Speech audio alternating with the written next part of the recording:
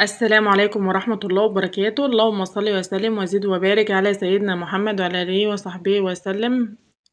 يا رب أحبابي كلكم تبقوا بخير وصحة وسلام وانتوا بتشوفوني في فيديو النهاردة. أنا نزلت السوق وحبيت أعرفكم أسعار اللي أنا اشتريت بيها.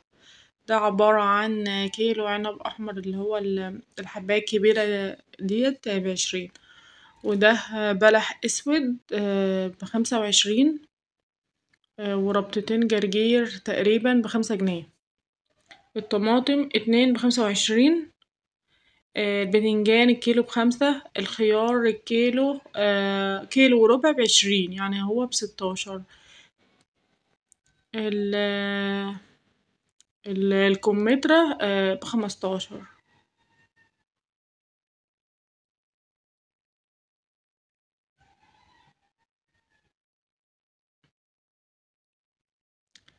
ده سمك مكاريل، الكيلو ب80.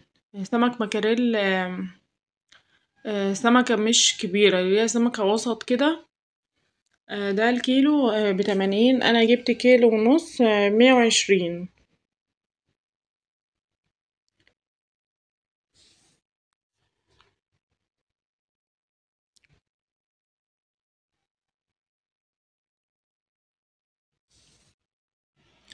بحب طول ما موجود البلح الأسود أحب أجيبه، مش شرط ناكله كده كفاكهة، لأ بنخليه للفطار، بنقشره كده ونعمله سندوتشات، فهو بينفع أكتر للفطار. أنا بحب دايما أنزل السوق عشان محسش إن التلاجة فاضية كده ومفيهاش أي حاجة.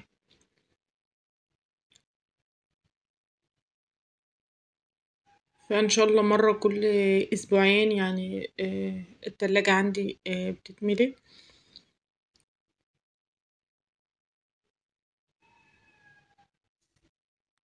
يعتبر السوق ده مشتريتش حاجات كتير عشان كانت الأسعار يعني غالية. حتى اشتريت الحاجات ديت، وقبل ما اشتري كنت حاسة ان انا مش هشتري حاجة خالص. انا يعتبر بشتري يعني الحاجات الرخيصة، يعني اشوف ايه اللي رخيص في السوق واجيبه.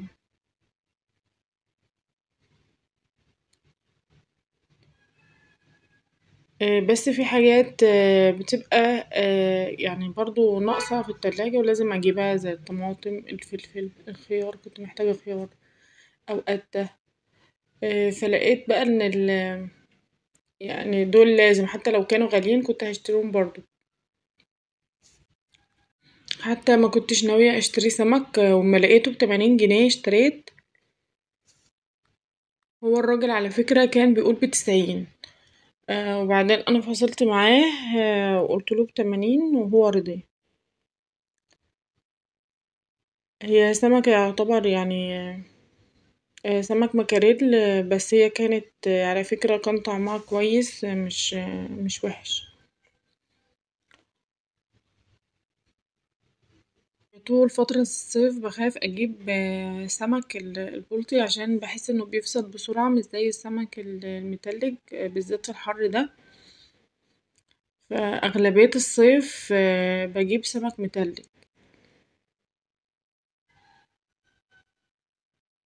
وفي الشتا برضه بيبقى أنواع سمك كتير غير البلطي، زي الباغا والبسارية بتبقى مالية السوق برضه، بحس إنها بتغني عن السمك البلطي.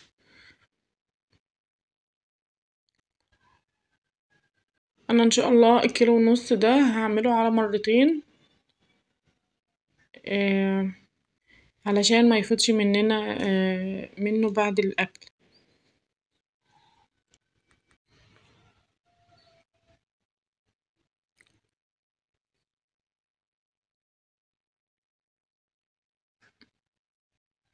أنا ساعات بجيب السمك المتلج دوت وعينه كده زي ما هو من غير ما أنضفه.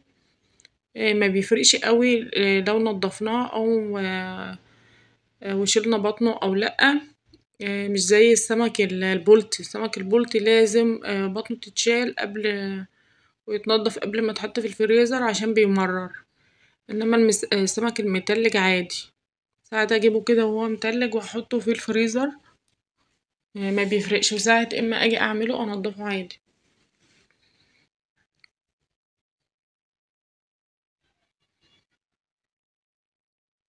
يوميها بقى انا عملت 3 سمكات، وعينت 4 والحمد لله ان انا عملت كده، عشان كل مرة بيفيض وما بيتاكلش. وطبعا حسب عدد الأسرة.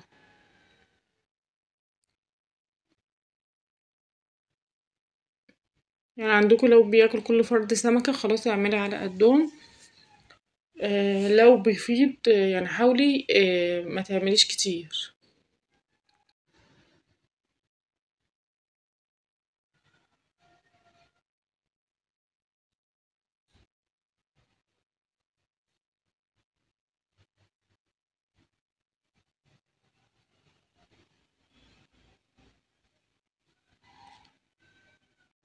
السمك ده جميل برضو، ممكن يرمي معانا لو قطعناه كده بالسكينة نصين أو 3. بيتبل بقى كويس ويتحمر فبيبقى حلو برضو، بيرمي نبات كتير، فيه بركة كده ومليان لحمة عن السمك البلطي. برضو مش شرط تقولوه دايما، تنوعوا بقى، ممكن يتعمل مسلوق أو صينية أو مقلي، أي حاجة يعني.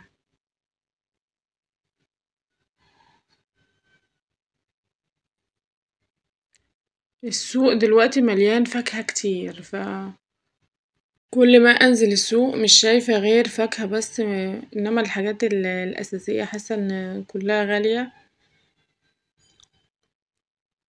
فانا رأيي نشتري صنف او 2 بس من الفاكهة، ونشوف الحاجات الاساسية اللي هنجيبها تساعدنا طول الاسبوع هنطبخ ايه كل يوم، عشان بتبقى حيرة وتفكير ولو حاجة ناقصة مش هنعرف نطبخ.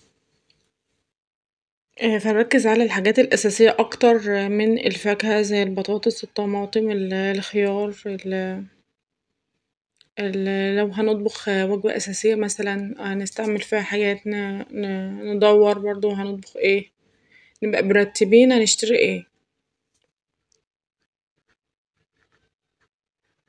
بس أنا أغلبية الوقت اما اجي انزل السوق أشوف الحاجة الرخيصة وأشوفها وأجيبها، مش عارفة ماشية بالمبدأ ده.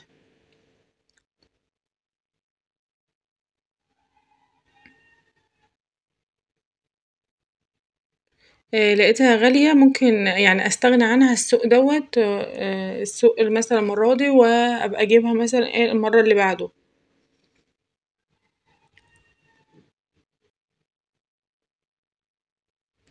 انما لو الحاجة رخيصة نجيب منها بقى ايه كمية مثلا، ونخزنها. كمان ما يعني ما احبش اجيب مثلا على قد احتياجي، لا ممكن اجيب بزيادة. ولو جبت بزيادة مثلا يقعد عندي فترة برضو هتنفعني، او يقعد عندي اما الحاجة ديت تغلى الاقيها تاني كده.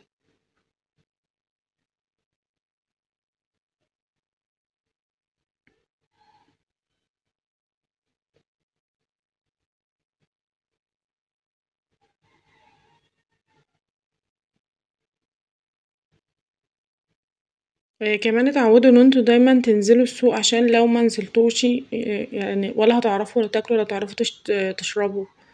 يعني لو اعتمدنا مثلا ان احنا هنجيب من حد جنبنا عشان المشوار او الحر او مش هنعرف ناكل او نشرب. انما السوق بيبقى فيه اسعار كتير واسعار متاحة، وبتبقى ارخص مثلا من اي حد جنبنا.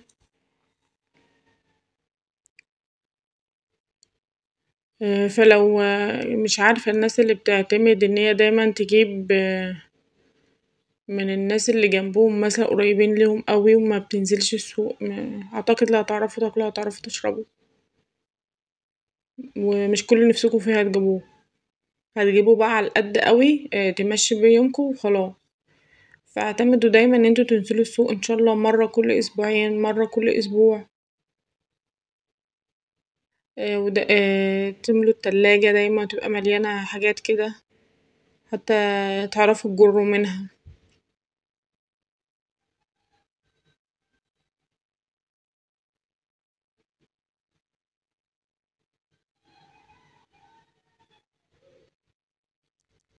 أنا عارفة طبعا إن مش كل الناس دايما الفلوس متوافرة وكده، وممكن تكسل عن مروح السوق. بس أنا بقول مش دايما، بقول مثلا مرة كل أسبوعين، يعني ديت لو أقل حاجة مرة كل أسبوعين.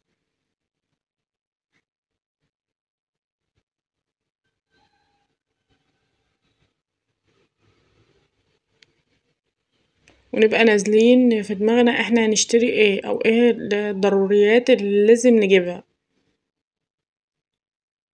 يعني أنا لما نزلت وجبت كيلو ونص السمك ده، أنا إن شاء الله هعمله على مرتين. هاكل مثلا منه الأسبوع ده مرة والأسبوع اللي بعده مرة، يبقى كده أكلته على أسبوعين. برضو الخضار اللي أنا اشتريته ممكن يقعد أسبوعين في التلاجة، ما عدا طبعا الجرجير وما عدا الفاكهة ممكن بالكتير تقعد أسبوع. فنزول السوق رأيي أحسن.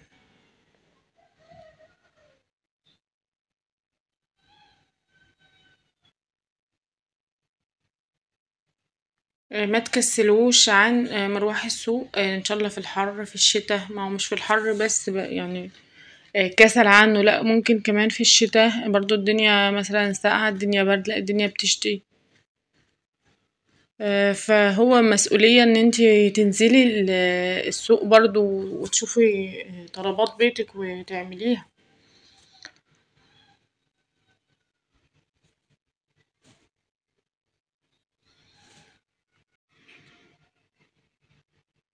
بعد ما غسلت السمك كده ونضفته من بطنه هرجع احطه تاني في مية كده.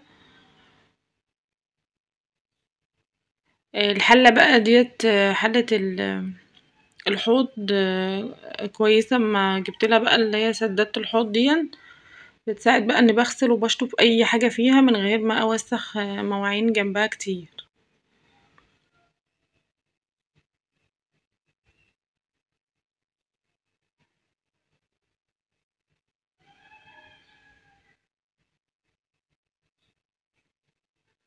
انا بغسل السمك تاني من قلبه عشان لو في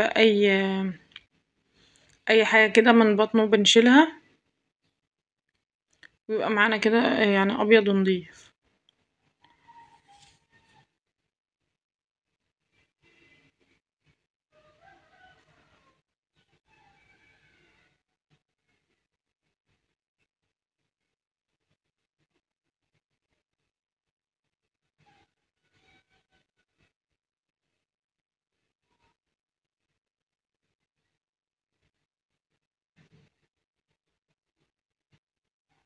متعودة بقى يوم السوق دايما يعني ننضف السمك كده ونعمله ونطبخه في نفس يوم السوق.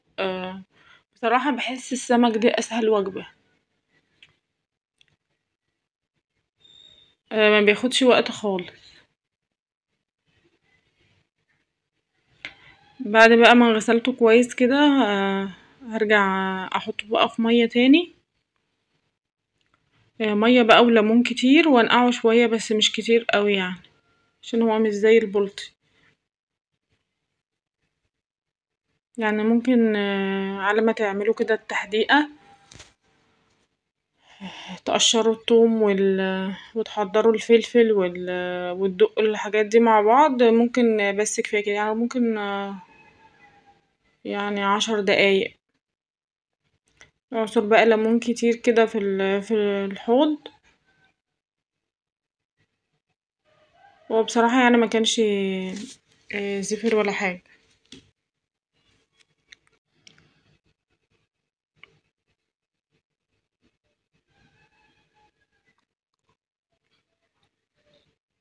وهرجع انقعه تاني في المية بالليمون دي شوية.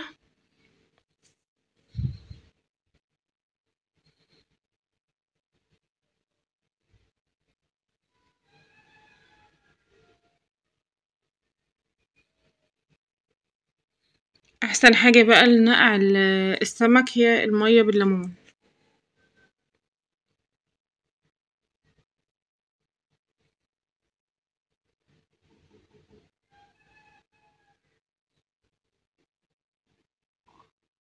بعد ما نقعته بقى شوية كده هرجع اصفيه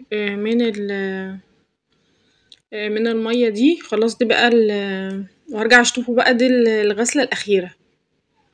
شايفين لما حطيناه في الليمون لونه اتغير، يعني ما عادش فيه لون الورد ده، وبقت السمكة كلها بيضة. المكاريلا برضو بيتعرف ان هي حلو ان هي اللي بيبقى لونها من جوه ابيض، مش وردي قوي كده، لا. دي اللي ما بتبقى المكاريلا الاصلي، بس دي مش الاصلي.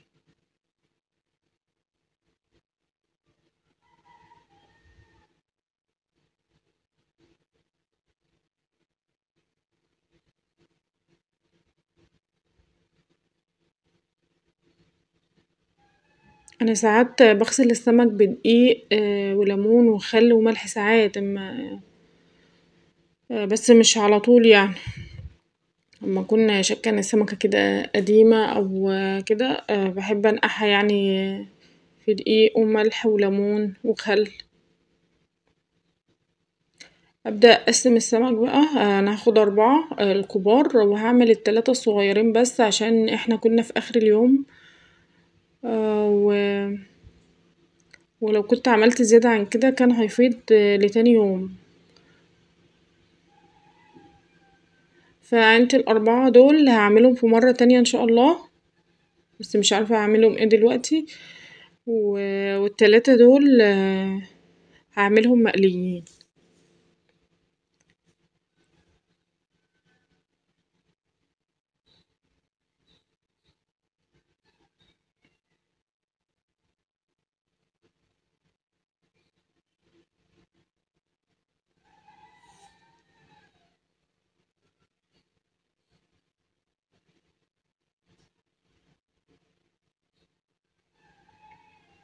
هعمل بقى الدقة بتاعة السمك عبارة عن يعني أنا بعمل لكل سمكة فص توم، 3 فصوص توم، ومثلا قرنين من الفلفل الأحمر أو أخضر، وملح وفلفل وكمون وبهارات كاري،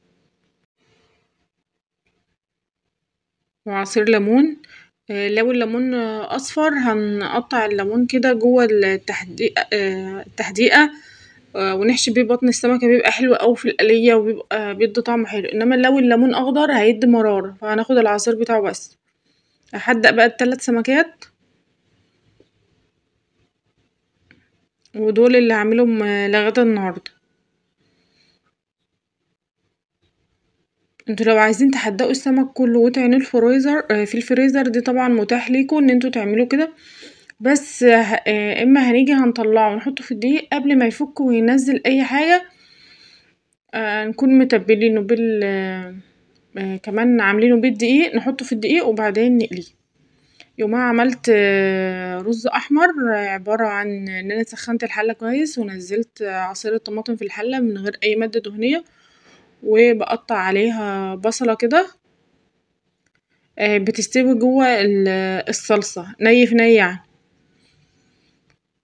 وبعدين بنزود بقى معلقة سمنة بلدي حلوة كده، او معلقة زبدة او زيت او اي حاجة، بس هي اصولها يعني على معلقة سمنة بلدي. هتدوقوا احلى رز بطماطم بالطريقة دي.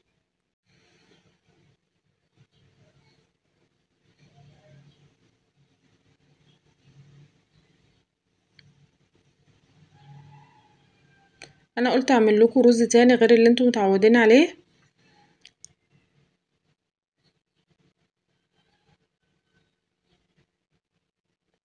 هسيب بقى الطماطم مع البصلة ديت يستووا مع بعض، وبعد كده هزود بقى معلقة من الزبدة،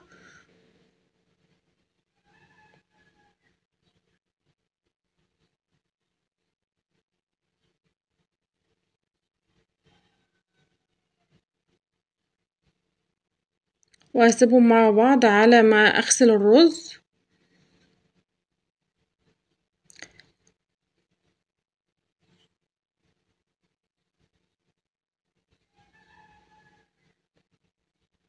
هقلب الرز بقى مع الصلصة.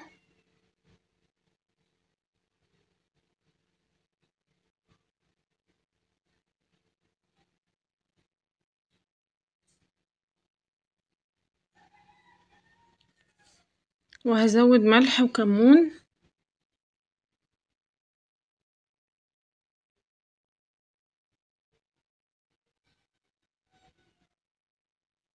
ممكن رشة من الفلفل الأسود، ممكن تزودوا قرن فلفل أخضر متقطع صغير مع الرز ده بيبقى جميل جدا.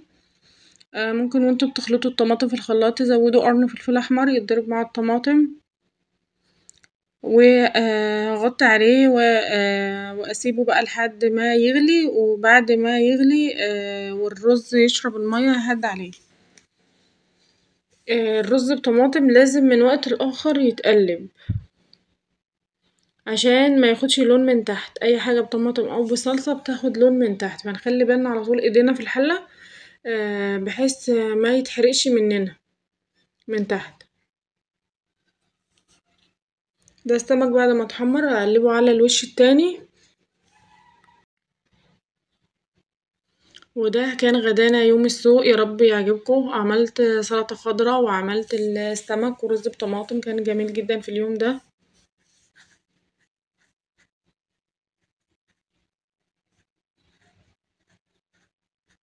فإذا عجبكم الفيديو ده اعملوا لايك، وكمان لو أول مرة تشوفوني اشتركوا وفعلوا جرس التنبيه عشان يوصلكوا كل جديد. السلام عليكم ورحمة الله وبركاته.